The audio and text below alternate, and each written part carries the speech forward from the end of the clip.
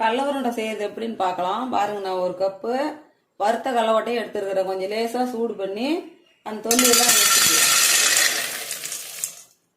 நம்ம கடையில் வாங்கி கொடுக்குறதோட குழந்தைங்களுக்கு இப்படி இனிப்பாக வீட்டில் செஞ்சு கொடுத்தா பரவாயில்ல, எந்த பிரச்சனையும் வராது. நாமளே செய்கிறோம். கடையில் எவ்வளோ நாள் ஆகுது செஞ்சு வச்சு. வறுத்த கடலைவட்டை தான் கொஞ்சம் சூடானால் போதும். அந்த தோலெல்லாம் நீக்கிறதுக்கு தான் போதும். எடுத்துக்கலாம். நல்லா சூடாகி போச்சு. இதாங்க எடுத்து இந்த தொல்லியெல்லாம் எடுத்துகிட்டு வந்துடலாம். பாருங்கள், இப்படி ரெண்டா உடையத்துக்கு இப்படி டம்ளர் போட்டு அழுத்தணுமா கடலையெல்லாம் அப்படியே ரெண்டா விட்டு போயிடும். கடலைவட்டையெல்லாம் எல்லாம் முழுசாக அப்படியே நிற்கும். இப்படி அழுத்தி விட்டு எடுத்து அப்புறம் புடச்சி சுத்தம் பண்ணிக்கலாம். பாருங்க, அதா எல்லாம் ரெண்டா போயிடுச்சு. இப்படியே உடஞ்சி போச்சு. கடலையை சுத்தம் பண்ணிட்டு வந்துடலாம் உடச்சி.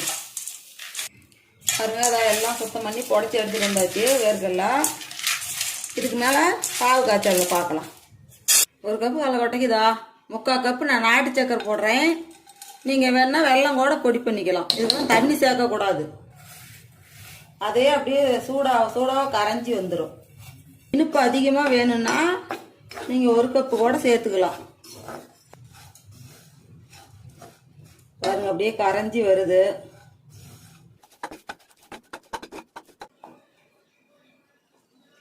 பாருங்க, எண்ணெய் இந்த தண்ணியில் எடுத்து போட்டு பார்க்கலாம் பதம் வந்துருச்சான்னு.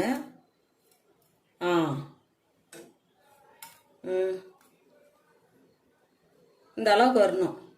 பதம் வந்துருச்சு பாருங்க. இப்போ நம்ம இந்த கடலைவட்டையும் இதில் சேர்த்துக்கலாம்.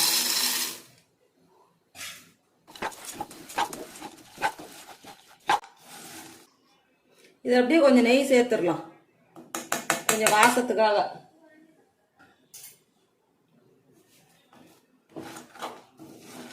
இதை எடுத்து வேற பாத்திரத்தில் போட்டு உருண்டை பிடிச்சிக்கலாம். கொஞ்சம் தண்ணி தொட்டுக்கிட்டு பிடிச்சிக்கணும்.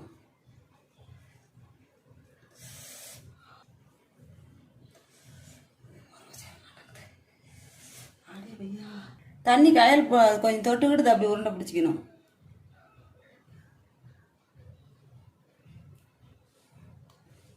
பாருங்க, கடலைவட்டையெல்லாம் உருண்டை பிடிச்சாச்சு.